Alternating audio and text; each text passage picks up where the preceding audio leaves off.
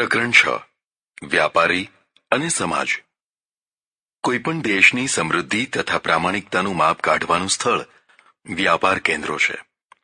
વ્યાપાર કેન્દ્રો માલ સામાનથી ઉભરાતા હોય, કોઈ વસ્તુની અછત ન હોય, જે જોઈએ જેટલું જોઈએ તેટલું છૂટથી મળતું હોય, ઉપભોક્તાઓ પણ ખરીદ શક્તિ સંપન્ન હોય, સાંજ પડે ત્યાં પ્રચુર વ્યાપાર થતો હોય, તો સમજવું કે આ કોઈ સમૃદ્ધ દેશ છે। બજારો વેરાન હોય, ચીજવસ્તુઓ મળતી ન હોય, એક એક વસ્તુ માટે લોકો વલખા મારતા હોય, ઉપભોક્તાઓ ખરીદ શક્તિ વિનાના હોય, સ્મશાન જેવું રોતી સુરત બજાર જોઈને કલ્પના કરી શકાય કે આ કોઈ દરિદ્ર દેશ છે। પ્રજા કંગાલિયતથી પીડાઈ રહી છે। એ બજારોમાંથી પ્રામાણિકતાનું પણ માપ કાઢી શકાય।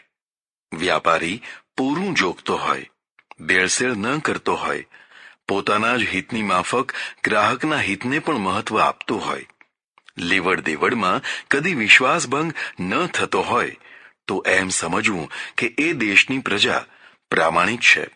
સતયુગ અહીં ચાલી રહ્યો છે। વ્યાપારીઓ ડગલે ને પગલે લુચ્ચાઈ કરતા હોય, છેતરવાની નવી નવી તરકીબો અજમાવાતી હોય, આપતી વખતે ઓછું જોખાતું હોય અને લેતી વખતે વધુ જોખાતું હોય, વસ્તુ ભેળસેળથી ગુણવત્તા વિનાની હોય, લેવડ દેવડમાં સતત અવિશ્વાસનું વાતાવરણ રહેતું હોય, ચારે તરફ છેતરપિંડી તથા દગાબાજીનું જ સામ્રાજ્ય નજરે ચડતું હોય, તો સ્પષ્ટ રીતે સમજી શકાય કે આ દેશ તથા પ્રજા પ્રામાણિકતા વિનાના છે। વ્યાપારી કેન્દ્રો તો દેશનું હૃદય કહેવાય। હૃદય પૂરા શરીરને રક્ત પૂરું પાડતું રહે છે તથા રક્તને શુદ્ધ પણ કરતું રહે છે।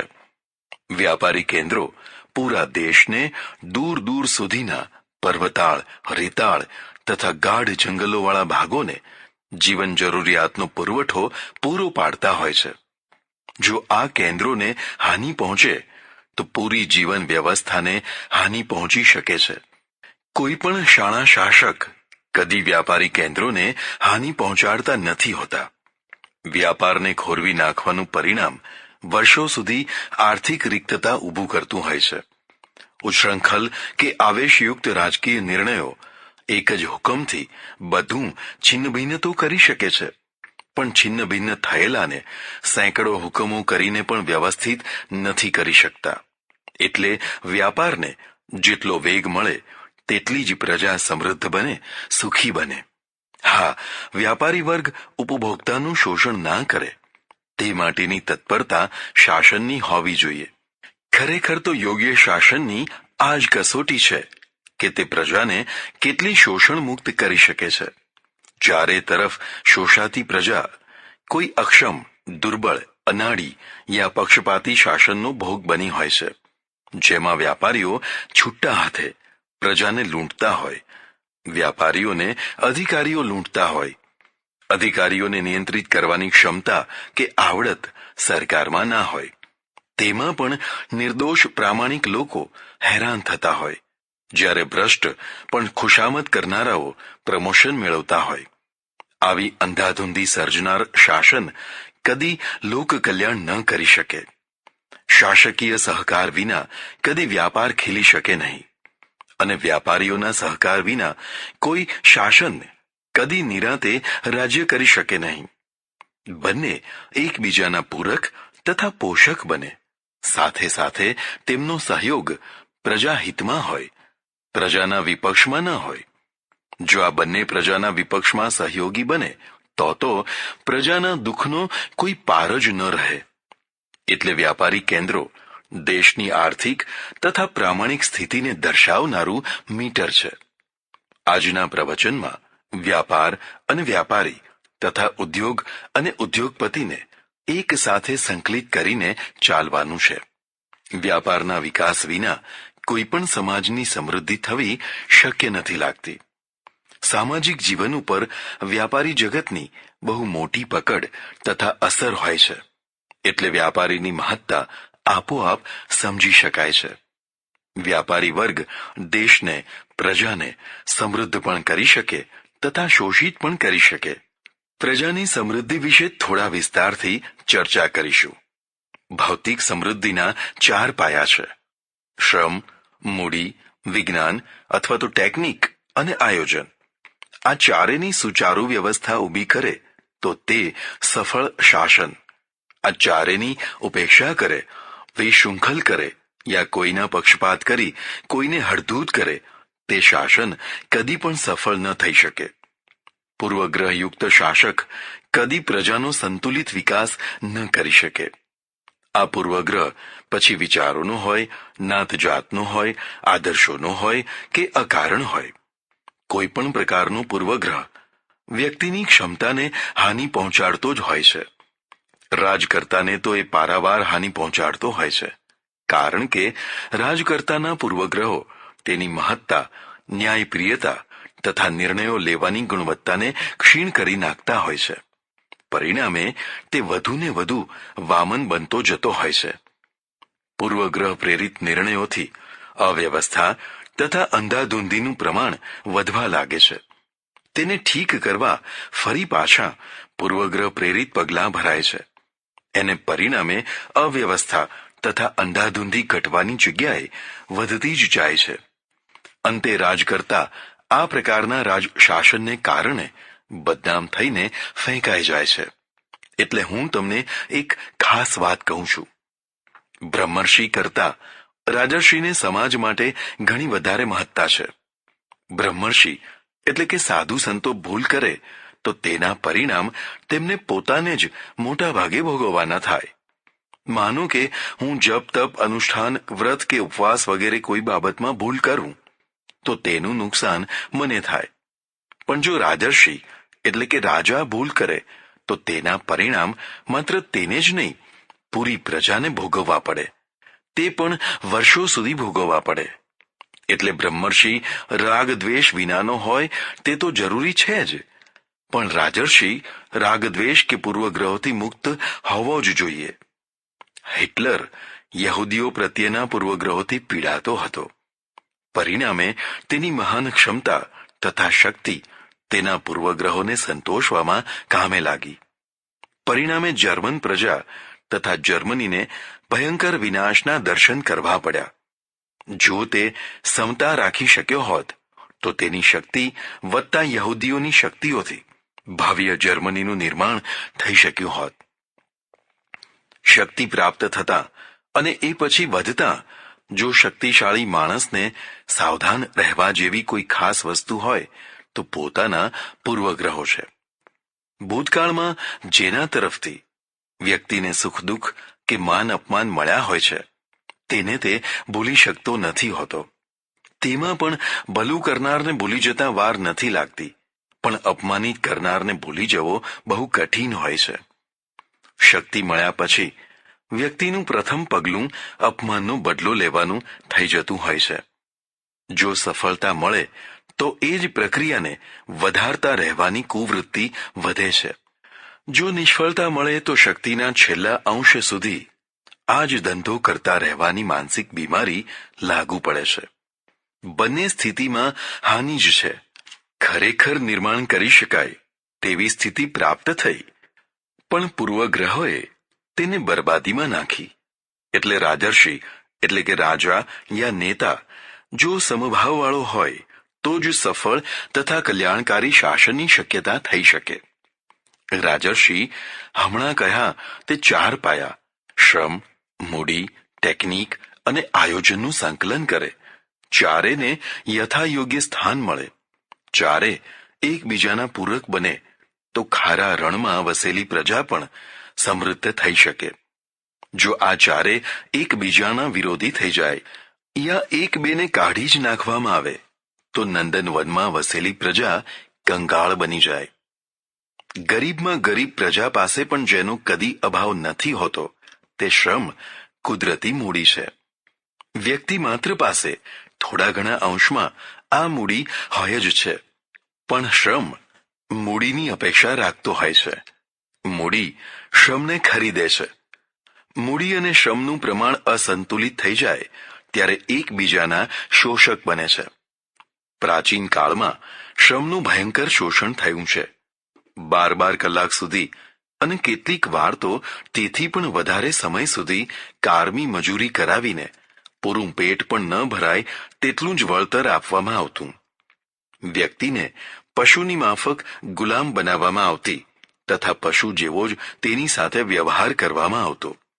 મહાજનો, શાસકો તથા ટેકેદારોએ સદીઓ સુધી શ્રમને નીચોવીને તેનો ક્રૂરતાપૂર્વક કસ કાઢ્યો છે. જે કોઈ જગ્યાએ માનવતાવાદી શાસન રહ્યું ત્યાં તેમના હિતની થોડીક પણ વ્યવસ્થાની જોગવાઈ થઈ. બાકી જ્યાં શાસક વર્ગ જ સ્થાપિત હિતોની આંખે દેખતો રહ્યો ત્યાં તો શ્રમના ઉપર મીઠું જ દળાતું રહ્યું. સદીઓના અત્યાચારો સહ્યા પછી શ્રમ સંગઠિત થતો ગયો. તેમના યુનિયનોની તાકાત વધતા વધતા એટલી હદે વધી ગઈ કે રાજ્યની લગામ પણ ઘણી જગ્યાએ તેમના હાથમાં આવી ગઈ. આજે શ્રમના પક્ષમાં જે કાંઈ સુવિધાઓ થઈ છે તે વર્ષોના તપ અને સંપનું પરિણામ છે. પહેલાના મજૂર કે કારીગરમાં અને આજના મજૂર કે કારીગરમાં આકાશ પાતાળનો ભેદ છે. જે અમદાવાદમાં 2-5 શેઠિયાઓ જ સર્વે સર્વા હતા તે જે ધારે તે કરી શકતા તે જ અમદાવાદમાં આજે સર્વે સર્વા મજૂર બન્યા છે. સમયનું ચક્ર કેટલું બદલાયું છે તે જોઈ શકાય છે. પણ સંસારનો એક નિયમ ચાલ્યો આવે છે. જે શોષિત છે તે જ વધુ શોષક થતા હોય છે. જે અત્યાચારનો ભોગ બન્યા હોય છે તે જ તક મળતા વધુ મોટા અત્યાચારી થતા હોય છે. પોતાના ઉપર વીતેલા વિતકોથી બોધપાઠ લેવાની જગ્યાએ કોણ જાણે કેમ તે એમ જ સમજતા હોય છે કે અમારા ઉપર જે થયું તેથી વધારે બીજાના ઉપર થવું જ જોઈએ. જે વહુએ સાસુના ઘોર અત્યાચારો સહ્યા છે તે જ વહુ સાસુ પદે પહોંચીને આવનારી વહુને તે જ રીતે તેથી પણ વધારે સતાવે છે. યાદ કરતી જાય, બોલતી જાય કે મારી સાસુએ તો મને આટલા દુઃખ દીધા છે, તને શું દુઃખ છે, ને સતાવતી જાય. તે પોતાની સાસુથી સવાઈ થવા ઈચ્છે છે. તેને એમ નથી થતું કે હું મારી સાસુ જેવી નહીં થાઉં. મજૂરોની બાબતમાં પણ લગભગ આવું જ થયું દેખાય છે. હવે તેમનો વારો છે એટલે તેમણે માલિકોને હેરાન પરેશાન કરવા માંડ્યા છે. મૂડી જો શ્રમનું શોષણ કરે તો તેથી શ્રમજીવી વર્ગ કંગાળ બની જાય. પણ શ્રમ મૂડીનું શોષણ કરે તો મૂડી કૃશ થઈને ઉદ્યોગ ધંધાને હાનિ પહોંચાડે. શરૂમાં દેખાતી મૂડીની હાનિ અંતે તો શ્રમની જ હાનિ થતી હોય છે. કારણ કે મૂડીની સદ્ધરતા વિના શ્રમ લાંબો સમય સક્રિય નથી રહી શકતો હતો. શ્રમ વિના એકલી મૂડીનો સ્ટોરેજ થઈ શકે છે પણ મૂડી વિના એકલા શ્રમનો સ્ટોરેજ નથી કરી શકાતો. આવી સ્થિતિમાં શ્રમ તથા મૂડી પરસ્પરના સહયોગી અને પૂરક થયા હોય તો જ પ્રજાને સમૃદ્ધિના દર્શન થાય. મૂડીવાદના ભયંકર શોષણની પ્રતિક્રિયા રૂપ મૂડીવાદના ઉચ્છેદની જે પ્રક્રિયા યુરોપ વગેરે દેશોમાં ચાલી તેથી કેટલાક સ્થળે વ્યક્તિનો મૂડીવાદ તો સમાપ્ત થયો પણ વ્યક્તિના મૂડીવાદ કરતાં પણ વધુ ભયંકર સરકારી મૂડીવાદ ઉભર્યો. પહેલા સરકાર તથા તેના કાયદાઓ વ્યક્તિગત મૂડીવાદને મજૂરોના પક્ષમાં દબાવતા પણ હવે સરકાર તથા સરકારના કાયદાઓ મજૂરોને જ વધુ ને વધુ દબાવતા થયા. કારણ કે બીજો પક્ષ સરકાર પોતે જ થઈ ગઈ હોય છે. આવી રીતે વૈયક્તિક મૂડીવાદથી ત્રાણ મેળવવા જેમણે ક્રાંતિ કરી યા જે તેવા આંદોલનોના હાથા બન્યા તે જ મજૂરો ઉલમાંથી ચૂલમાં પડ્યા જેવી સ્થિતિમાં આવી પડ્યા. હું ઇંગ્લેન્ડ હતો અને મારે યુરોપના દેશોનું ભ્રમણ કરવું હતું. તેથી જુદા જુદા દેશોના દૂતાવાસમાં જવાનું હતું. પશ્ચિમ જર્મનીનો વિઝા લેવા જતાં ભૂલથી પૂર્વ જર્મનીના દૂતાવાસમાં જવાનું થયું. અન્ય દૂતાવાસોના અનુભવ કરતાં અહીંનો અનુભવ જુદો જ થયો. દૂતાવાસમાં કોઈ ટેબલ ખુરશીઓ વગેરે કાંઈ જ દેખાય નહીં. થોડી વાર ગુમસુમ ઊભો રહ્યો. ત્યાં આકાશવાણીની માફક અવાજ આવ્યો. કોણ છો? કેમ આવ્યા છો? કોઈ સ્ત્રી બોલી રહી હતી. હું ચમક્યો. કોઈ દેખાતું નથી અને આ બાઈ ક્યાંથી બોલે છે? થોડી વારે ખ્યાલ આવ્યો કે નજીકમાં જે નાની બારી છે તેમાં સ્પીકર છે. પેલી બાઈ તથા અન્ય પણ મને જોઈ શકે છે, પણ હું તેમને જોઈ શકતો નથી. બહુ જ કડક વ્યવસ્થા છે. એકબીજાને જોયા વિના જ કામ પતાવી દેવાનું. મેં મારી વાત કહી. તેમણે જવાબ આપ્યો કે આ પૂર્વ જર્મનીની ઓફિસ છે. પશ્ચિમ જર્મનીનું દૂતાવાસ આ નથી, થોડે દૂર છે. આભાર. હું ચાલતો થયો. પણ સામ્યવાદીઓની અવિશ્વાસજનક વ્યવસ્થા આજે પણ યાદ આવે છે. યુરોપના યાત્રાના પ્રસંગે ગાઈડે અમને જણાવ્યું કે પૂર્વ અને પશ્ચિમ યુરોપમાં બધી રીતે ઘણો ભેદ છે. પશ્ચિમ યુરોપનો મજૂર જેટલો સ્વતંત્ર, જેટલી સુખ સુવિધાવાળો તથા જેટલો નિર્ભય છે, તેટલો પૂર્વ યુરોપનો મજૂર નથી. એકપક્ષીય મૂડીવાદ ભયંકર છે જ, પણ વૈયક્તિક મૂડીવાદ કરતાં સરકારી મૂડીવાદ તો બહુ જ ભયંકર છે. સદીઓ પહેલાની ગુલામી પ્રથાની કદાચ નવી આવૃત્તિ જેવા પરિણામ લાવનારો છે. સાથે સાથે હું બીજી વાત પણ કહેવા માંગુ છું. એકપક્ષીય મૂડીવાદ જેટલો ભયંકર છે, તેટલો જ કદાચ તેથી પણ વધારે એકપક્ષીય મજૂરવાદ પણ ભયંકર છે. મજૂરોનું શોષણ ન થાય, તેમને તેમના ઉચિત હક્કો મળે તથા તેમનું રક્ષણ થાય. આ બધું તો જરૂરી છે, પણ મજૂરવાદ એટલો બધો વકરી જાય કે ઉદ્યોગપતિ તેની મિલમાં પણ ના જઈ શકે. મેનેજર પણ થરથર ધ્રુજે. ગમે ત્યારે ગમે તેને ઘેરી લેવાય. ગમે તેના ઉપર હાથ ઉપાડતા કે ખૂન સુદ્ધા કરી નાખતા વાર ન લાગે.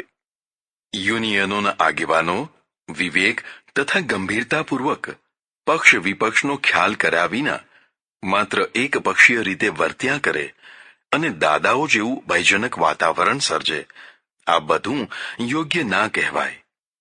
અમેરિકામાં મજૂર હકના કાયદાઓની સાથે એમની જવાબદારીની રેખાઓ પણ અંકિત છે. કોઈ યુનિયન કોઈ હડતાળનું સમર્થન કરે અને જો કોર્ટમાં હડતાળ અવૈધ ઠરે તો ફેક્ટરી માલિક યુનિયન ઉપર લાખો ડોલરનો દાવો કરી શકે. કોર્ટ શીઘ્ર ન્યાય આપી યુનિયનને લાખો ડોલર ચૂકવવાની ફરજ પાડે. પરિણામે ઘણા યુનિયનો બેજવાબદારી ભરી વર્તણૂક કરતા અટકે. આપણે ત્યાં આવી સ્થિતિ નથી, એટલે યુનિયનો ઘણીવાર અનાડી નિર્ણયો લઈ બેસતા હોય છે. વ્યાપાર ધંધાને ખોરવી નાખતા કે લોકજીવનને ભયંકર હાડમારીમાં ધકેલી દેતા યુનિયનોને તેમના નિર્ણયોની ગંભીરતાનું ભાન કરાવવા આ દેશમાં પણ આવા ઉભયપક્ષી કાયદાની જરૂર છે, જેથી અનાડી નિર્ણયોને રોકી શકાય. સામાન્ય રીતે મૂડીપતિઓને શોષક માનવામાં આવે છે. કેટલાક અંશમાં આ વાત સાચી પણ છે, પણ શ્રમનો ખરો શોષક તો કોઈ બીજો જ છે. મજૂરનું મોટું શોષણ તો મજૂર જ કરે છે. તમે કોઈ મિલ ફેક્ટરીમાં જઈને તપાસ કરો. સામાન્ય મજૂરના પગારમાંથી કેટલોક અંશ તેનો મુકાદમ પડાવી લેતો હોય છે. તેના ખાતાનો માસ્તર કે જોબર કે અન્ય કોઈ જેને થોડી ઘણી સત્તા હોય છે, તે સામાન્ય કારીગરને રાખતા પહેલા જ સોદો કરતા હોય છે. તે સોદા પ્રમાણે નિયમિત રીતે તેમનું શોષણ થતું હોય છે. નહેર ખોદવાની હોય, ચણતર કામ હોય કે ધાબુ ભરવાનું હોય, આ બધા કામોમાં તમે ઝીણી તપાસ કરશો તો દેખાશે કે સામાન્ય ગરીબ મજૂરોનું શોષણ તેનો જ ભાઈ કરતો હોય છે. સરકાર યા પાર્ટી તરફથી તેને જે પૈસા મળતા હોય છે, તે પૂરેપૂરા તેના હાથમાં નથી આવતા હોતા. તેના મોટા ભાઈઓ તેમાંથી સારો એવો અંશ પોતાના ગજવામાં રાખીને બાકીનો અંશ એને આપતા હોય છે. લગભગ બધે જ થોડા ઘણા અંશમાં આ પ્રક્રિયા જોઈ શકાય છે. એટલે મજૂરનો શોષક મૂડીપતિ કરતાં પણ મજૂર જ વધારે છે. તેનું મુખ્ય કારણ ભ્રષ્ટ જીવન પદ્ધતિ તથા શ્રમની લાચારી છે. જેને ગરજ છે તેને આ બધું સ્વીકારવું જ પડતું હોય છે. બીજી તરફ જીવનની પદ્ધતિ એટલી બધી ભ્રષ્ટ થતી ચાલી છે કે આવું કરનારા મોટા મજૂરો તેને સહજ જીવન વ્યવસ્થા જ માની લે છે. વિકાસનો બીજો મહત્વનો પાયો મૂડી, પૂંજી યા લક્ષ્મી છે. પૂંજીનું અસ્તિત્વ કેવળ માનવજાત પાસે છે તથા જીવન ઉપર પૂંજીનો પ્રભાવ પણ માનવજાત ઉપર જ છે. બાકીના જીવજંતુઓ પાસે પૂંજી નથી. પૂંજીના પ્રભાવ હેઠળ તે જીવન જીવતા નથી. કદાચ દૂરના ભૂતકાળમાં માણસ પણ પૂંજીના પ્રભાવથી મુક્ત હશે. જેમ જેમ તેની ક્ષમતા વધતી ગઈ હશે તેમ તેમ તેની પાસેની શક્તિ તથા ક્ષમતા સંગ્રહમાં પરિણમી હશે. આ વસ્તુઓનો સંગ્રહ જ પૂંજી થઈ હશે. પછી તે પશુઓનો હોય, અનાજનો હોય કે ઇતર વસ્તુઓનો હોય. જેની પાસે સંગ્રહનું પ્રમાણ વધારે તે પૂંજીપતિ ગણાતો હશે.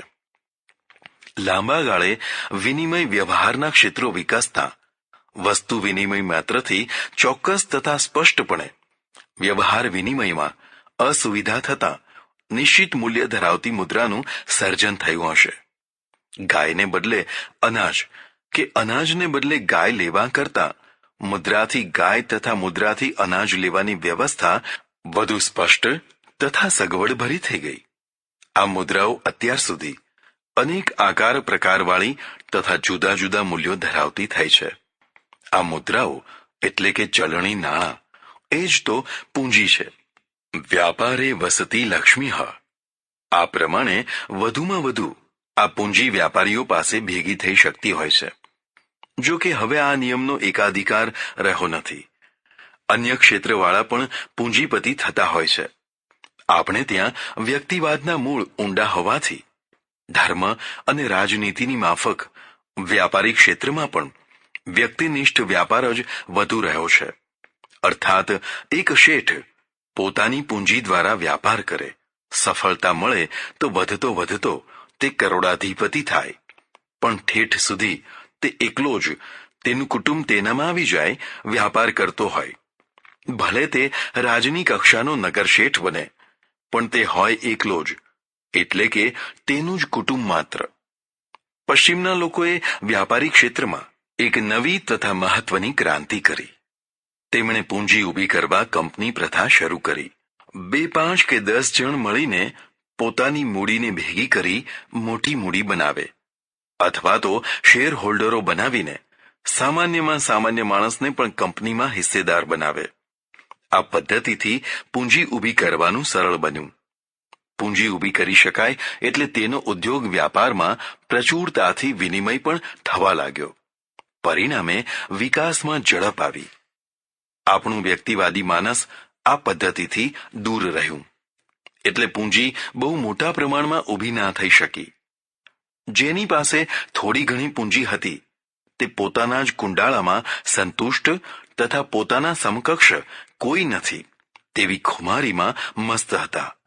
રાજકીય તથા આર્થિક મહત્વાકાંક્ષાના અભાવે લાંબા કદમ ભરવાની વાત જ મગજમાં નહોતી આવતી. સામાન્ય લોકો પાસેની નાની નાની પૂંજી સોના રૂપામાં નિષ્ક્રિય થઈને પડી રહેતી. બેંક પદ્ધતિના અભાવમાં સુરક્ષાની દ્રષ્ટિએ પોતાની વધારાની પૂંજી સોના ચાંદી વગેરે મૂલ્યવાન તથા વિશ્વાસપાત્ર વસ્તુઓમાં રોકી જમીનમાં દાટી દેતા. પરિણામે દેશની મોટાભાગની પૂંજી નિષ્ક્રિય સ્થિતિમાં પડી રહેતી. જ્યારે યુરોપની પૂંજી કંપનીઓના શેરોમાં તથા અન્ય રીતે સીધી યા આડકતરી રીતે નિર્માણલક્ષી હેતુઓમાં સક્રિય રહેતી. એટલે જે વિકાસ યુરોપ કરી શક્યું તે આપણે ન કરી શક્યા. ગરીબાઈના અનેક કારણોમાં આ એક મુખ્ય કારણ છે કે ભારતીય પૂંજીને વધુને વધુ સક્રિય ન બનાવી શકાય. અગુપ્ત બાહ્ય પૂંજીની સુરક્ષાની ગેરંટીનો અભાવ તથા વળતરના આકર્ષણનો અભાવ, આ બધા કારણોસર અહીંની પૂંજી મોટા ભાગે નિષ્ક્રિય તથા ગુપ્ત જ રહી. વિકાસનું મૂળ તથા પ્રથમ ઘટક પૂંજી જો મોટા પ્રમાણમાં નિષ્ક્રિય બની જાય તો વિકાસ આપોઆપ અટકી જાય અને દરિદ્રતાનું દબાણ વધતું જાય. પૂંજીને સક્રિય બનાવવાના આકર્ષણો શાસન તરફથી થતા હોય તો પૂંજી વધુને વધુ નિર્માણલક્ષી બની શકે. ભૂતકાળમાં નવાબી તથા દરબારી રાજ્યો મોટા ભાગે આર્થિક દ્રષ્ટિકોણ વિનાના તથા અસ્થિરતા ભર્યા હોવાથી મૂડી પ્રોત્સાહિત ના થઈ. પરિણામે ગરીબાઈ વધતી ગઈ. આજના સંદર્ભમાં પણ મૂડીને પૂરતું પ્રોત્સાહન નથી મળી શકતું તેવું સ્પષ્ટ દેખાય છે. એક પેપર વર્કની બહુલતા લોકોને થકવી નાખે છે.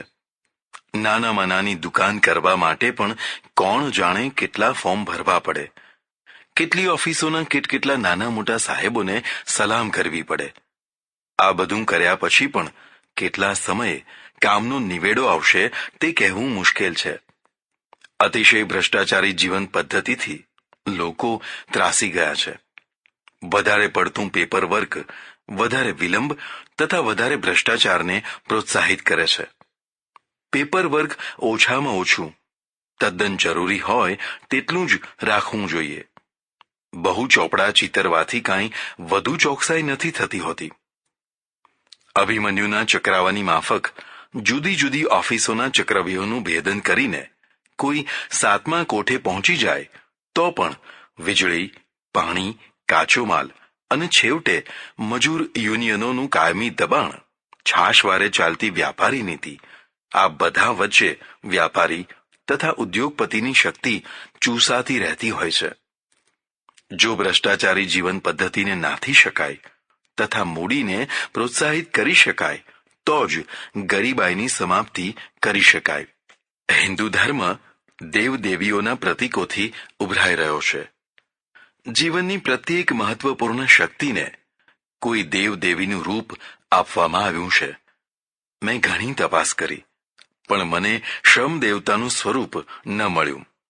શ્રમ જે મહાન શક્તિનો આધાર પાયો છે તેને કોઈ દેવદેવીમાં સ્થાન ન મળવામાં કદાચ સમાજ જીવનમાં શ્રમનું મહત્વ ન હોવાનું હોઈ શકે. જે હોય તે, પણ હાલ તો તેનું કોઈ સ્વરૂપ જડતું નથી. હા, પૂંજીપતિનું સ્વરૂપ સ્પષ્ટ દેખાય છે. કુબેર, ઉત્તર દિશાનો દેવ. કુબેર પૂંજીપતિનું સ્વરૂપ છે. તેનું ચિત્ર કે મૂર્તિ જોવા મળે તો ધ્યાનથી જોજો. એક પગની પલાઠીવાળી બીજો પગ ઊભો કરી તેના પર ઉતરેલું ચિંતાતુર માથું ટેકવી વિશાળ પેટવાળો કુબેર લક્ષ્મીના ઢગલા ઉપર બેસીને પણ હસી નથી શકતો. લક્ષ્મીની સાથે ચિંતા, ભય તથા સ્પર્ધા જોડાયેલા જ હોય છે. જેમ જેમ લક્ષ્મીનું પ્રમાણ વધતું જાય તેમ તેમ ચિંતા અને ભય વધતા જાય. એક નિર્ધન માણસ જેટલું મુક્ત જીવન, નિર્ભાર જીવન જીવી શકતો હોય છે તેટલું નિર્ભાર જીવન પૂંજીપતિ કદી જીવી શકતો નથી હોતો. પૈસાને સાચવવાની તથા તેના વારસાની ચિંતા તો જે જાણતો હોય તે જ જાણે. કુબેરનું પ્રતીક આ બધું બતાવે છે. લક્ષ્મીનું સ્વરૂપ તો ગજબની રચના છે. ઘુવડનું વાહન. લક્ષ્મી અંધકાર ઉપર બેસીને ફરે છે તે બતાવવા માટે છે. પ્રકાશ એટલે કે જ્ઞાન અને વિવેક અને લક્ષ્મીનો યોગ બહુ વિરલ છે.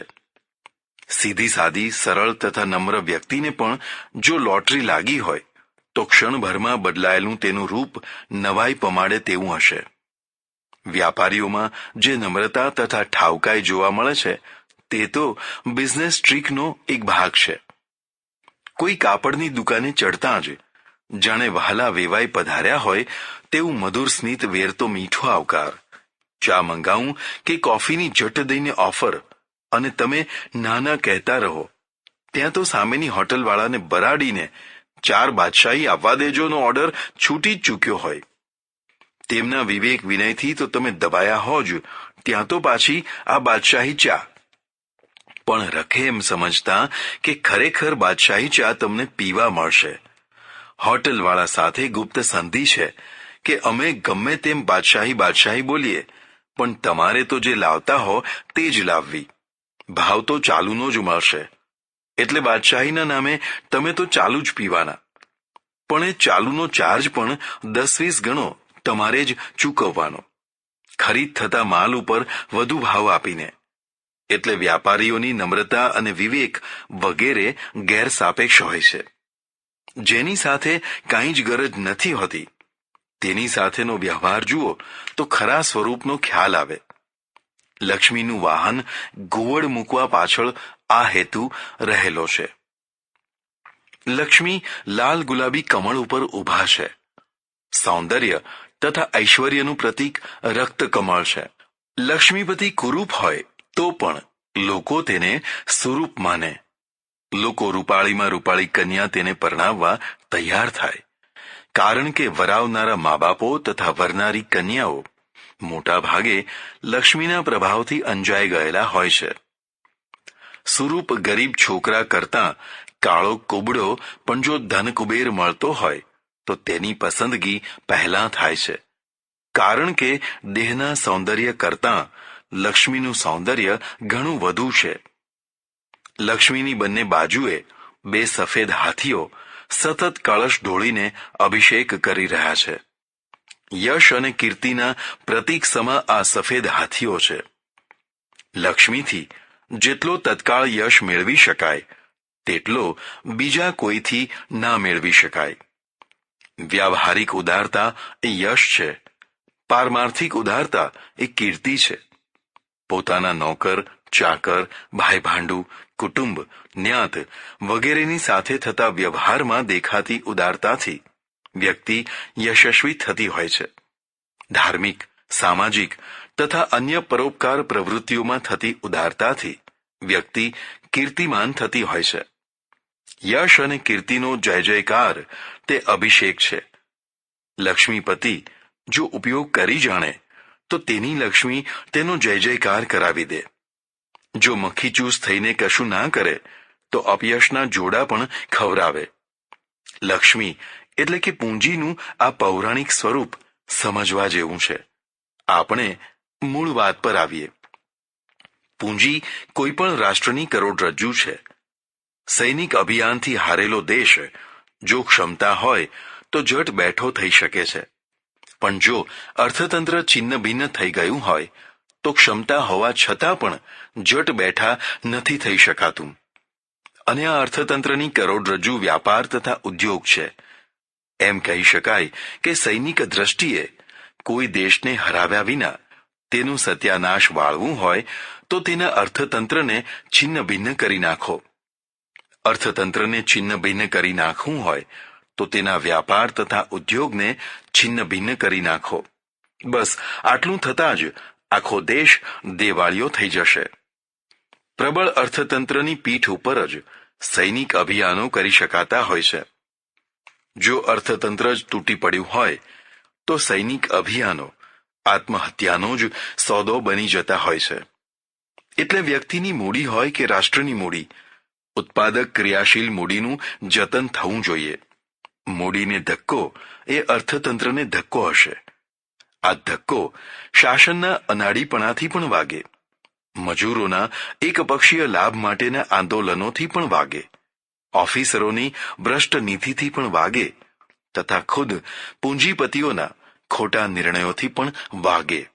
કોઈ પણ રીતે પૂંજી વિનાશ રોકીને પૂંજી વિન્યાસ વધારે તે સમૃદ્ધિને આમંત્રે. શ્રમ તથા પૂંજીની વાત થઈ. આ બંને બહુ પ્રાચીન કાળથી ચાલી આવતા તત્વો છે. વિજ્ઞાનના પ્રભાવથી વ્યાપારિક તથા ઔદ્યોગિક જગતમાં ત્રીજું તત્વ ઉમેરાયું છે, જેને ટેકનિક કહેવાય છે.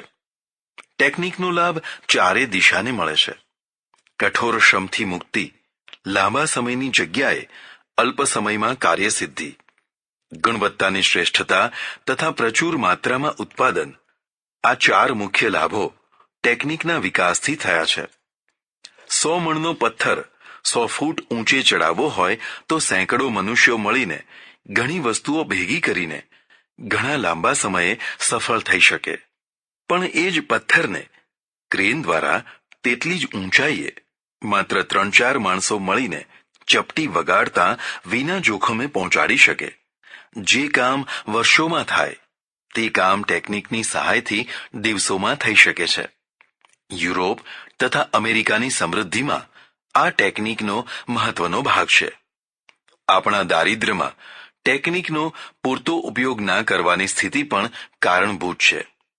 અહીંના સુથાર, કડિયા, લુહાર, મોચી, ખેડૂત વગેરે લગભગ બધા જ વર્ષો જૂની પદ્ધતિથી પોતાના કામ કરે છે.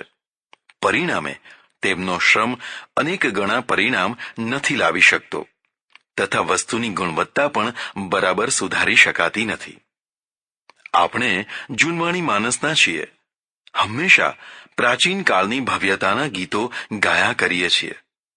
બેશક પ્રાચીન કાળના પ્રેરણાદાયી તત્વોને હંમેશા યાદ રાખવા જોઈએ, પણ પ્રાચીન કાળની જ ભયંકરતા હોય તેની પુનરાવૃત્તિ ના થાય તે માટે ગુણદોષની તારવણી કરી ગ્રાહ્ય ત્યાજ્યનો વિવેક પણ સમજવો જોઈએ. જે માત્ર પાછળ જ જોયા કરે છે તે સમાજને પાછળ ધકેલે છે. પ્રગતિ માટે આગળ સુદૂર સુધી દ્રષ્ટિ રાખવી જરૂરી છે. હા, પ્રેરણા માટે પાછળ પણ ધ્યાન આપવું જરૂરી છે. અતિ જૂનવાણી માનસ જીવનમાં જડતા જન્માવે છે. પશ્ચિમના દેશોમાં જ્યાં વર્ષમાં 2 વાર મોડલ બદલાઈ જાય છે, ત્યાં આપણે 20 વર્ષ સુધી, કોઈ વાર તો તેથી પણ વધારે જૂના ઢાંચાને છાતીએ ચિપકાવી રાખીએ છીએ. ટેકનિક પ્રત્યેના અભિગમ તથા તે માટેની ક્ષમતા વિકાસનો અભાવ તેનું કારણ છે. ટેકનિકનો પૂરો ઉપયોગ ન થવાના 3 કારણો લાગે છે. 1. અક્ષમતા, 2. સૈદ્ધાંતિક વિરોધ તથા 3. જીવન વિકાસ પ્રત્યે નકારાત્મક અભિગમ. પ્રજાનો બધો જ વર્ગ બધી બાબતની ક્ષમતાવાળો નથી હોતો. વિજ્ઞાનનું ક્ષેત્ર પ્રતિભા તથા સાહસનું ક્ષેત્ર છે, અને પ્રજાનો પ્રત્યેક વર્ગ તથા પ્રત્યેક વ્યક્તિ વૈજ્ઞાનિક થઈ શકતા હોતા નથી. એક વ્યક્તિને કોરડા મારીને મજૂર બનાવી શકાય, પણ મારી નાખીને આઇન્સ્ટાઈન કે રવિન્દ્રનાથ ના બનાવી શકાય. પ્રતિભા જન્મજાત હોય છે. સમાજ તથા શાસન તેને ખીલવવાની ભૂમિકા તથા વ્યવસ્થા ઊભી કરતું હોય છે.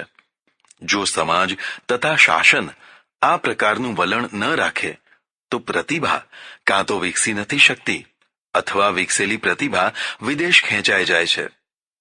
રાજકારણના કેટલાક નિહિત સ્વાર્થો પૂરા કરવા શાસન પ્રતિભા કરતા અપ્રતિભાને વધુ પ્રાથમિકતા આપે છે.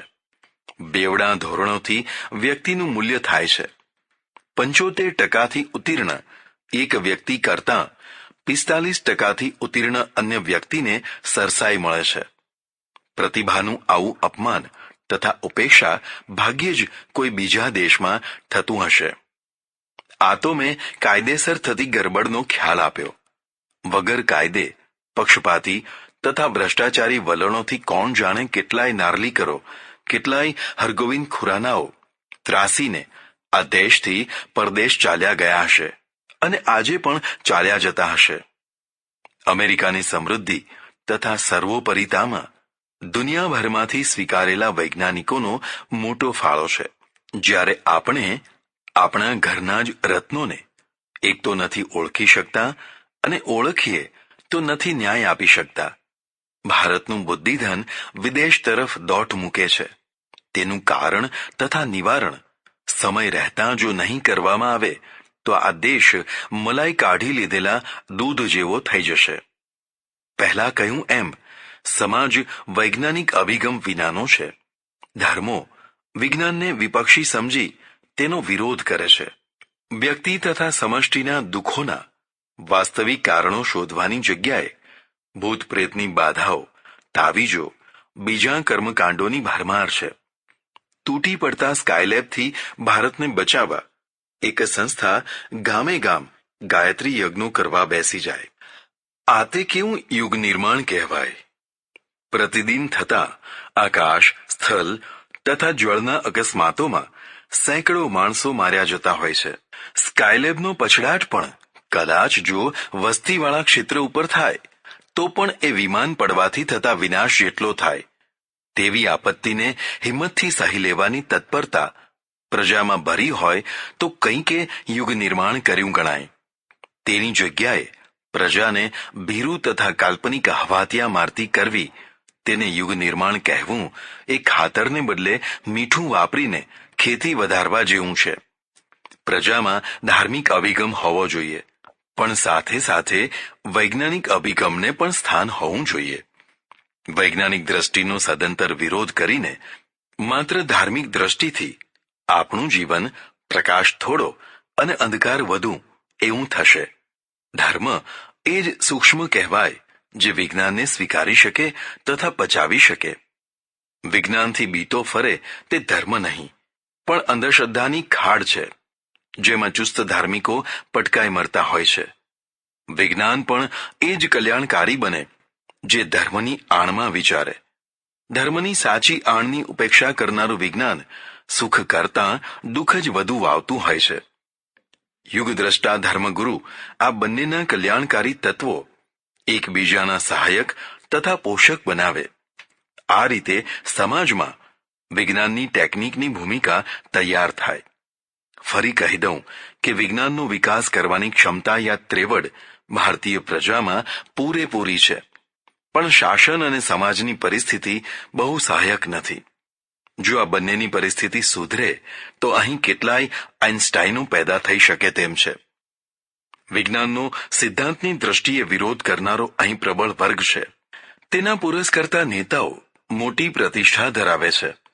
બહુ મોટો વિચારક વર્ગ આ નેતાઓના પ્રભાવમાં પ્રભાવિત થયેલો છે. એટલે ટેકનિકની ગતિ બહુ મંદ ચાલે છે. વિરોધીઓની અસરકારક દલીલો આ છે. 1. ટેકનિકનો ઉપયોગ કરવાથી માનવ બેકારી સર્જાય છે. 100 હાથ જે કામે લાગેલા છે ત્યાં મશીન લાવવાથી 98 હાથ બેકાર થશે. ભારત જેવા વિપુલ વસ્તીવાળા દેશમાં યંત્રોની પ્રતિષ્ઠા કરવી એ બેકારી વધારવાની ખુલ્લી નોટિસ છે. યંત્ર કરતાં માનવ હાથને જ મહત્વ આપવું જોઈએ. 2. યંત્રવાદથી જળ, સ્થળ તથા નભમાં ભયંકર પ્રદૂષણ ફેલાય છે. નદીઓ તથા સમુદ્રના નીર, આકાશનો વાયુ, ખાદ્ય ચીજો વગેરે પ્રદૂષણની શિકાર બને છે. 3. યંત્રવાદથી ઉર્જાનો પ્રશ્ન વિકટ બને છે. ઉર્જાના સ્ત્રોતો ચૂસાઈ રહ્યા છે અને આવતા વર્ષોમાં ઉર્જાની ભયંકર અભાવ સ્થિતિ પેદા થશે. 4. યંત્રવાદથી અનાવશ્યક ઉત્પાદન અનાવશ્યક માત્રામાં પેદા કરાય છે. જેની દુનિયાને કોઈ જરૂર નથી એવી હજારો પ્રકારની વસ્તુઓ પાછળ લાખો કરોડો માણસો મંડ્યા રહે તેનો શું અર્થ છે? વિજ્ઞાનની પરાકાષ્ઠાએ સંપૂર્ણ માનવ જાતિનો સંહાર થઈ જાય તેવા ભયાનક શસ્ત્રો સર્જ્યા છે. જો આ શસ્ત્રો જ્યાં છે ત્યાં જ ફોડી દેવામાં આવે તો પણ માનવ જાત જ નહીં, સંપૂર્ણ જીવન જ નષ્ટ થઈ જાય. આ પ્રકારની કેટલીય દલીલોને પરિણામે અહીં એક એવું અર્થતંત્ર ઊભું કરાયું જેમાં વ્યક્તિ પોતાના પૂરતું કપડું પેદા કરી લે, પોતાના પૂરતું અનાજ ઉગાડી લે, પોતાના પૂરતી અન્ય વસ્તુઓ તૈયાર કરી લે. જીવનને એટલું બધું સાદું તથા અલ્પ આવશ્યકતાઓ વાળું બનાવો કે ગામડાને શહેરની અને શહેરને મોટા શહેરની તથા મોટા શહેરને વિદેશની જરૂર જ ના પડે. સ્વાવલંબી થવા માટેનો આ જ એક રસ્તો છે અને શસ્ત્રોની તો જરૂર જ નથી. શસ્ત્રો તથા સેનાની શક્તિ કરતાં આત્મબળ ઘણું મોટું છે. આત્મબળનો વિકાસ કરી રાષ્ટ્ર રક્ષાનો પ્રશ્ન વિનામૂલ્યે હલ કરી શકાય. આવી વાતોથી ભારતનું મસ્તિષ્ક આજે પણ અભિભૂત જોઈ શકાય છે. જો કે આમાંની કેટલીક દલીલો વજૂદવાળી છે, છતાં પણ બે અનર્થોમાંથી જ જો કોઈ એકને ચૂંટવાનો હોય તો ઓછા અનર્થને ચૂંટવો જોઈએ. તે ન્યાયે વૈજ્ઞાનિક વિકાસના ભયસ્થાનો જાણી સમજીને પણ વૈજ્ઞાનિક વિકાસને સ્વીકારવો જોઈએ. અન્યથા સ્વાશ્રયી સ્વાવલંબી વાતોને નામે આ દેશની પ્રજા સ્થાયી રીતે ગરીબ થઈને રહેશે. પ્રજા કદી પણ સમૃદ્ધ નહીં થઈ શકે.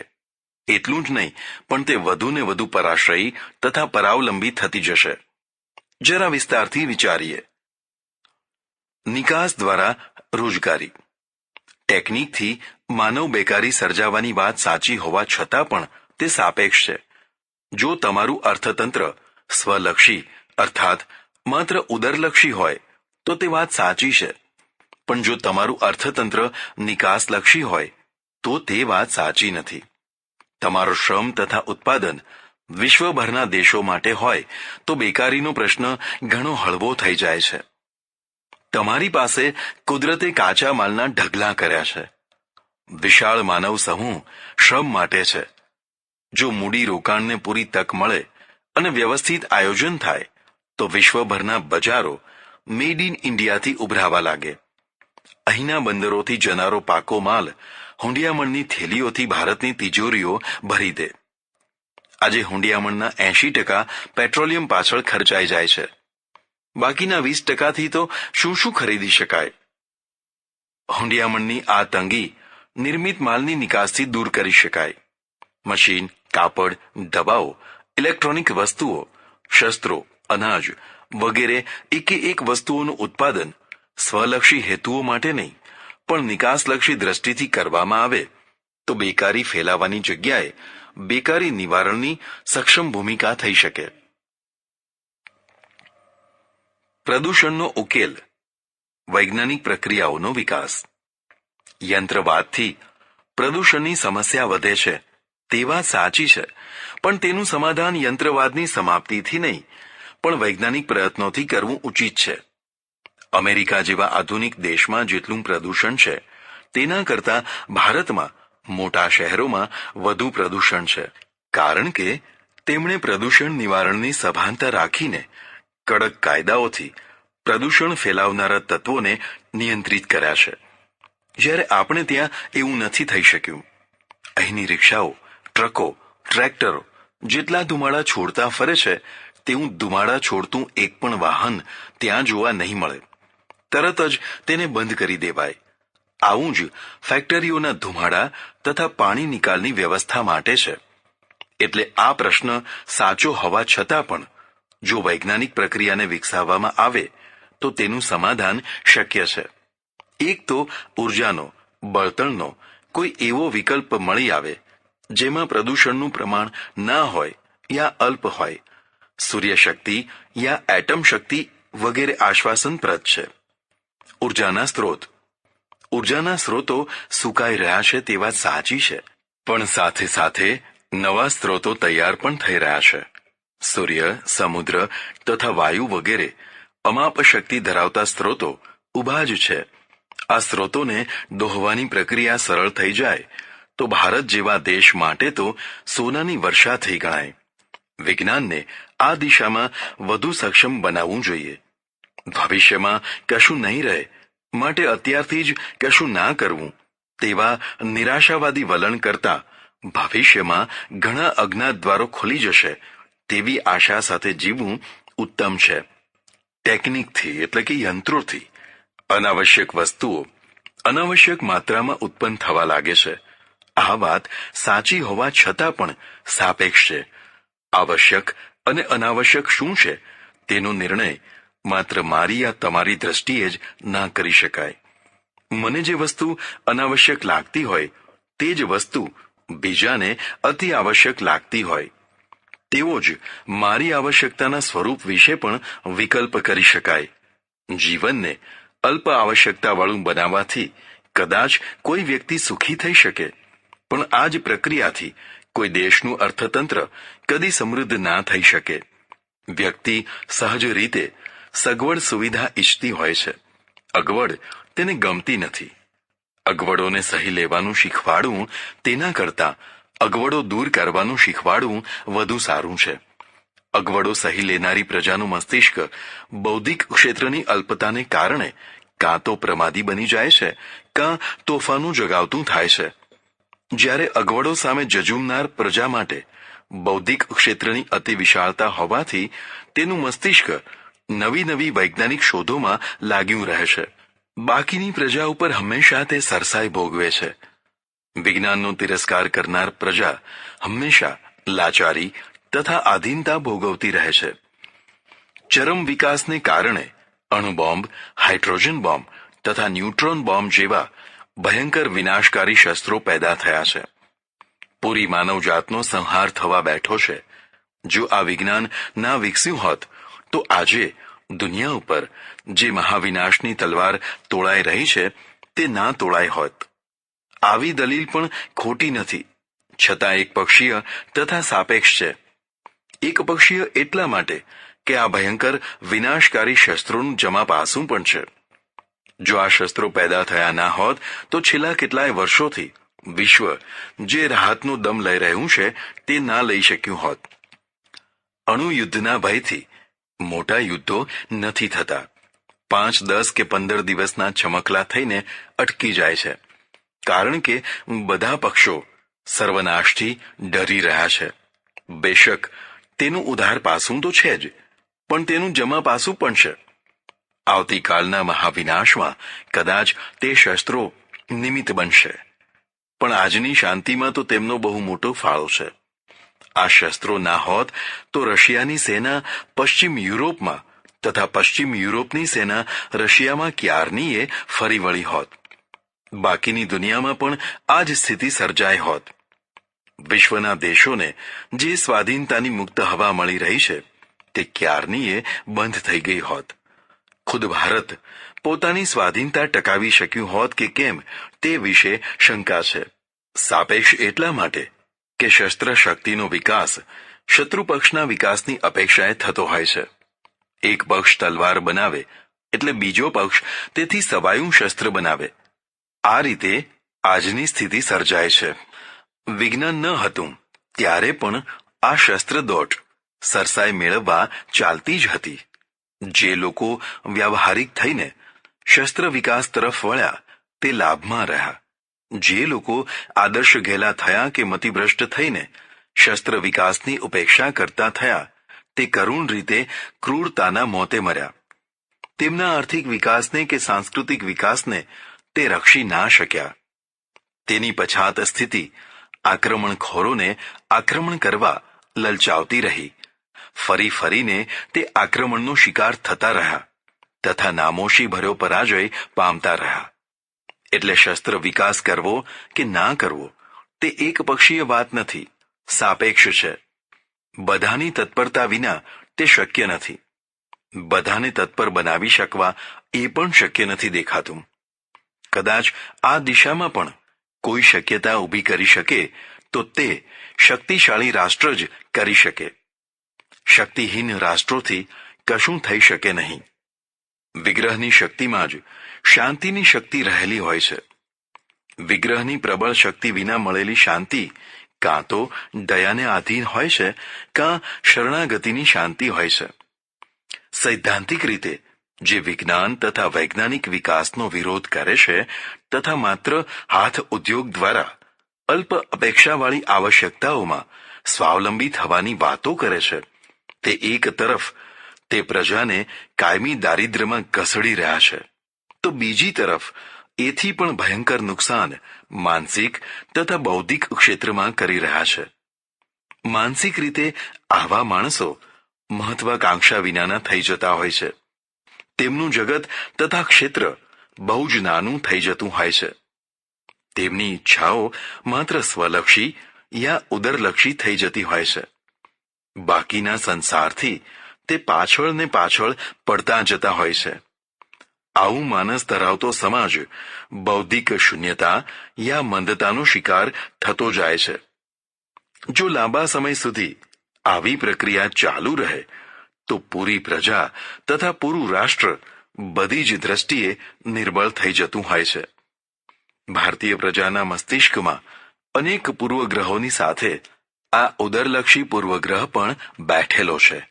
જ્યાં સુધી આ પૂર્વગ્રહથી મુક્તિ નહીં થાય ત્યાં સુધી તે બળવાન પ્રજા નહીં થઈ શકે. જીવન પ્રત્યેના અભિગમથી પણ પ્રજાની ચડતી પડતી થતી હોય છે. ભારતની પ્રજાની સાથે એશિયાની બીજી પણ ઘણી પ્રજા જીવન પ્રત્યે વધુ પડતો નકારાત્મક અભિગમ ધરાવે છે. અહીંની પ્રજા અને તેમાં પણ અમુક પ્રજા તો જીવનને નરક સમજે છે. સંસાર ઘોર પાપોનું જ પરિણામ છે. શકવર્તી રાજા થઈને પણ કશું સુખ મળતું નથી. દુઃખ સિવાય તથા માયાજાળ સિવાય સંસારમાં કાંઈ જ નથી. ડહાપણ તેમાં છે કે જે આ સંસારથી ભાગી છૂટે છે. ઘોર તપ, ઘોર કષ્ટોથી ભરપૂર જીવન તથા દેહ યાતનાથી સિદ્ધિની વિચારધારાને જ્ઞાનીઓની વિચારધારા માનવામાં આવે છે. પરિણામે જીવન પ્રત્યે નકારાત્મક વલણ વધતું જાય છે.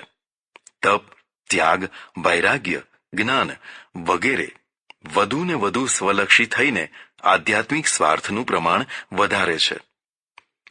સાંસારિક સ્વાર્થના જેવો જ આ આધ્યાત્મિક સ્વાર્થ વ્યક્તિને પારમાર્થિક પ્રવૃત્તિઓમાં પણ પાપના દર્શન કરાવે છે. એથી જીવન તો નિષ્ક્રિય થઈ જાય છે, કાં અર્થહીન ક્રિયાઓમાં અટવાતું જાય છે. નિષ્ક્રિયતા કે અર્થહીન ક્રિયાઓના હિમાયતીઓની પૂજ્ય પુરુષોમાં ગણના થાય છે.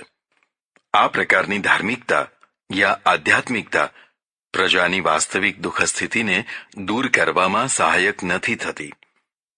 પ્રાણ પ્રશ્નોનું સમાધાન કરવાની જગ્યાએ તે તેના ઉપર ધૂળ નાખી થોડા સમય માટે દાટી દેવાનું પસંદ કરે છે.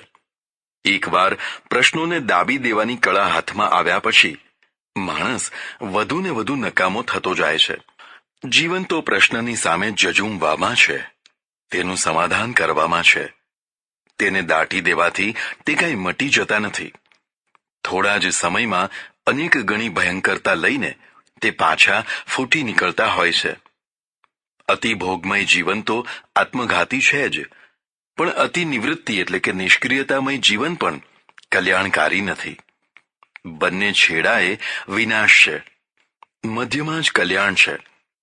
બંને તરફના અતિના પરિહારમાં કલ્યાણ છે. એટલે જીવનને નકારાત્મક અભિગમથી મુક્ત રાખવું હિતાવહ છે. ભારતમાં વૈજ્ઞાનિક વિકાસમાં આવો અભિગમ પણ બાધક રહ્યો છે. હવે ધીરે ધીરે લોકોના અભિગમમાં પરિવર્તન આવતું જોઈ શકાય છે. તે શુભ ચિહ્ન છે. વિકાસનું ચોથું અને સૌથી મહત્વનું તત્વ આયોજન છે. તમારી પાસે શું છે તેનું મહત્વ નથી, પણ જે છે તેનું આયોજન કરી શકો છો કે કેમ તેનું મહત્વ છે.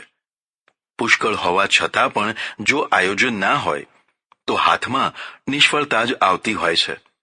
થોડું હોય પણ જો દ્રષ્ટિપૂર્ણ આયોજન હોય તો ઘણી મોટી સિદ્ધિ પ્રાપ્ત થતી હોય છે. આયોજન વિનાની વિશાળ સેનાને આયોજનયુક્ત નાની સેના સરળતાથી હરાવી શકતી હોય છે. દેશની સમૃદ્ધિની ચાવી આ આયોજનકારો પાસે રહેતી હોય છે. ભારતને કુદરતે એટલું બધું આપ્યું છે કે જો તેનું યોગ્ય રીતે આયોજન કરવામાં આવે તો આ દેશ ગરીબ ન રહે. શ્રમ, મૂડી અને વિજ્ઞાન આ ત્રણનું આયોજન યથાયોગ્ય માત્રામાં કરી શકે તે રાષ્ટ્રને સમૃદ્ધ કરી શકે. જેને આ ત્રણેયનું આયોજન ન આવડે તે સમૃદ્ધ રાષ્ટ્રને પણ બરબાદ કરી નાખે. કોઈ પણ વ્યાપાર આયોજન વિનાનો હોઈ શકે નહીં. અન્ય ક્ષેત્ર તો આદિથી અંત સુધી આયોજનથી જ ભરેલું છે. ભારતનો વ્યાપારી દુનિયાના કોઈ પણ વ્યાપારી જેટલી જ કુશાગ્રતા ધરાવે છે. જો તે 2-3 દોષોથી મુક્ત થાય તો મારો વિશ્વાસ છે કે વ્યાપાર ક્ષેત્રમાં ભારતનું દેશ વિદેશ બંનેમાં ઊંચું સ્થાન થાય. ભારતીય વ્યાપારીઓ ઉપર 3 મોટા કલંક છે. 1. અપ્રામાણિકતા, 2. ગુણવત્તાનો અભાવ અને 3. સમયની પ્રતિબદ્ધતાની ઉપેક્ષા. અપ્રામાણિકતા તો આપણી નસે નસમાં લોહી સાથે ભળી ગયેલું જાણે જીવન તત્વ છે. સ્વરાજ્ય પછી આ દેશમાં ઘણું નિર્માણ કાર્ય થયું છે, થઈ રહ્યું છે. જો નિર્માણ ના થઈ શક્યું હોય તો તે આ દેશના માણસનું જ નથી થઈ શક્યું. 1947ના વારસામાં જે માણસ ભારતને મળ્યો હતો તે દિવસે દિવસે વધુ ને વધુ વામન થતો ગયો છે. એમ કહેવાય છે કે અત્યારે રૂપિયો માત્ર 17 પૈસાના મૂલ્યનો થઈ ગયો છે. આ જેટલું સાચું છે તેટલું જ માણસ માત્ર 17 પૈસાનો થઈ ગયો છે તે પણ સાચું છે. દુનિયાભરમાં આપણી એવી ખરાબ છાપ છે કે આપણું માથું શરમથી ઝૂકી જાય છે. અહીંના વ્યાપારીનો સૌથી મોટો શત્રુ તેની અપ્રામાણિકતા છે. વ્યાપારીઓ એમ સમજીને જ વ્યાપાર કરે છે કે સત્યથી વ્યાપાર થાય જ નહીં. ભેળસેળ તો જાણે જીવન સિદ્ધિ થઈ છે. કઈ વસ્તુ ભેળસેળ વિનાની છે તે નક્કી કરવું કઠિન છે. તેમાં પણ ખાદ્ય પદાર્થોમાં અખાદ્ય વસ્તુઓની ભેળસેળ તો અસહ્ય સ્થિતિનું નિર્માણ કરે છે.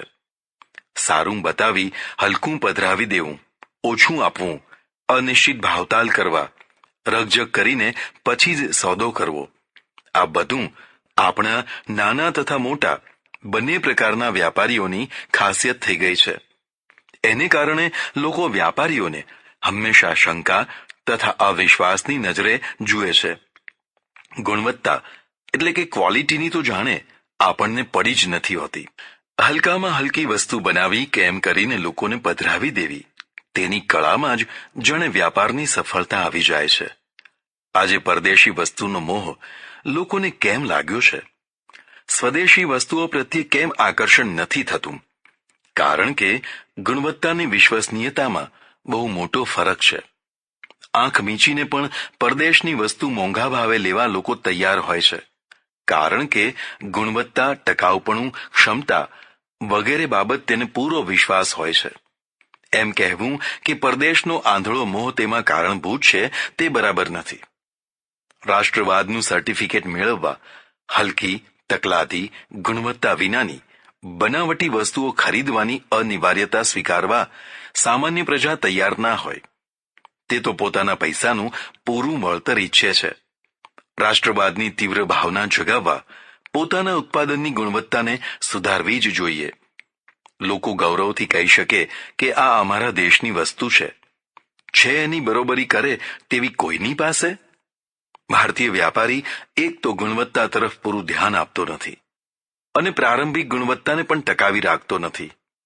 શરૂમાં અગરબત્તી સુગંધવાળી બનાવે, પછી જેમ જેમ પ્રસિદ્ધિ વધે તેમ તેમ તેની સુગંધ ઘટવા લાગે. પાછળથી વિશ્વાસમાં આવી ગયેલા ગ્રાહકોના માથે કચરો માલ પછાડે. પરિણામે પાછી ઘરાકી તૂટવા લાગે. એક જ અગરબત્તી વર્ષો સુધી એક સરખી ગુણવત્તાના ધોરણવાળી ભાગ્યે જ જોવા મળે છે. સાબુનું પણ એવું જ. પ્રત્યેક વસ્તુ વિશે આવું કહીએ તો પણ ચાલે. આમ કરવાથી વ્યાપારીને બહુ ફાયદો થઈ જાય છે તેમ ન માનતા, બલકે ગ્રાહકોની સાથે તેને પણ હાનિ જ થાય છે. તેના વ્યાપારની સ્થિરતા નથી રહેતી. ટૂંકા માર્ગે ઝટ વધુ કમાઈ જવાના લોભમાં તે પોતાના વ્યાપારને જ નષ્ટ કરી બેસે છે. વ્યાપારી કુશળતાની દ્રષ્ટિએ પણ પોતાની વસ્તુની ગુણવત્તા કોઈ પણ ભોગે ટકાવી રાખવી જરૂરી છે. ઇંગ્લેન્ડમાં આપણો એક વિદ્યાર્થી ભણવા ગયેલો. તે જેને ત્યાં રહેલો તે ભાઈ દૂધ પહોંચાડવાનો ધંધો કરે. એક દિવસ પૂરતું દૂધ ન આવવાથી તે ઉદાસ થઈને બેઠેલો કે ગ્રાહકોને પૂરી માત્રામાં દૂધ કેમ કરીને પહોંચાડી શકીશ. તેની ઉદાસીનતા જોઈને પેલા વિદ્યાર્થી ભાઈએ પૂછ્યું કે કેમ ઉદાસ છો? તેણે જવાબ આપ્યો કે શું કહું, આજે દૂધવાળાઓ ઓછું દૂધ આપી ગયા છે. 10 કેનની જગ્યાએ 9 કેન જેટલું દૂધ આવ્યું છે. હવે બધા ગ્રાહકોને પૂરું દૂધ કેવી રીતે અપાશે તેની ચિંતા થાય છે. તેની વાત સાંભળીને વિદ્યાર્થી ખડખડાટ હસ્યો. અરે, એમાં ચિંતા શાની કરવાની? હું તેનો સરળ રસ્તો બતાવું છું. 9 કેન દૂધમાં 1 કેન પાણી નાખી દો એટલે 10 કેન થઈ જશે. બસ દરેકને પૂરતું દૂધ મળી જશે. જાણે બહુ મોટું સમાધાન કરી નાખ્યું હોય તેમ તેણે ગૌરવપૂર્વક જણાવ્યું. તેની વાત સાંભળીને પેલા ભાઈએ બહુ ગંભીરતાથી કહ્યું, ઘણા દિવસોથી હું વિચારતો હતો કે આવડો મોટો ભારત દેશ ગુલામ કેમ બન્યો છે. મને કાંઈ સંતોષકારક સમાધાન મળતું ન હતું. પણ ભાઈ, તારી આજની સલાહથી હવે મને જવાબ મળી ગયો કે તમે ગુલામ કેમ છો. જે દેશનો ઊંચું શિક્ષણ લેનાર વિદ્યાર્થી પણ આવી હલકી રીતો અજમાવવા લલચાતો હોય, તે દેશની સામાન્ય પ્રજાની જીવન દ્રષ્ટિ કેટલી હલકી હશે તેની કલ્પના કરી શકાય છે. આવી પ્રજા ગુલામ જ થાય. ક્વોલિટીના, ગુણવત્તાના નિર્માણ વિના શું સ્વાધીનતા મળી શકે ખરી? કદાચ મળી હોય તો ટકી શકે ખરી? નહીં, કદી નહીં. પ્રથમ માનવ ગુણવત્તાનું નિર્માણ કરીને જ બીજા નિર્માણનું સુખ લઈ શકાય છે. વિશ્વાસઘાતી, દગાબાજ, ચોર, ધૂર્ત તથા માત્ર પૈસા માટે જ જીવનાર માણસો કદી ગૌરવપૂર્ણ સ્થાન મેળવી શકે નહીં. આપણા વ્યાપારીની સ્થિતિ ગૌરવપૂર્ણ તો નથી જ. બેશક આજે ઘણા પ્રામાણિક તથા ઉત્તમ નિયમોવાળા વ્યાપારીઓ છે, પણ તેમની સંખ્યા બહુ જ નગણ્ય છે. આપણે સમયનું મૂલ્ય જાણતા નથી. વર્ષોનો, મારો જ નહીં, તમારો પણ આ જ અનુભવ છે કે કોઈ સભા નિર્ધારિત સમયે શરૂ થાય જ નહીં. 4 વાગ્યાનો સમય નિર્ધારિત હોય તો 5 વાગ્યે માંડ શરૂ થાય. તેમાં પણ જો કોઈ નેતા આવવાના હોય તો પછી કહેવું જ શું. અહીંનો વ્યાપારી પણ સમયને સમજતો નથી. સમયસર વસ્તુઓ ના પહોંચાડી શકવાના કારણે કેટલાય વ્યાપારી સોદાઓ કેન્સલ થાય છે. વિદેશી વ્યાપારમાં તો આ દોષ બહુ જ અક્ષમ્ય બની જતો હોય છે. જો સમયસર વસ્તુ પહોંચાડવાની દ્રષ્ટિ આવે તો વ્યાપારને ઘણો લાભ થઈ શકે તેમ છે.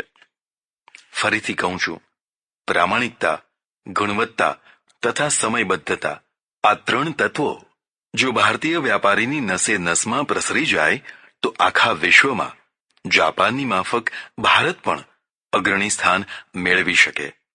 શક્યતાઓ ઘણી છે. આવશ્યકતા માત્ર વ્યક્તિના મસ્તિષ્ક તથા પદ્ધતિને બદલવાની છે.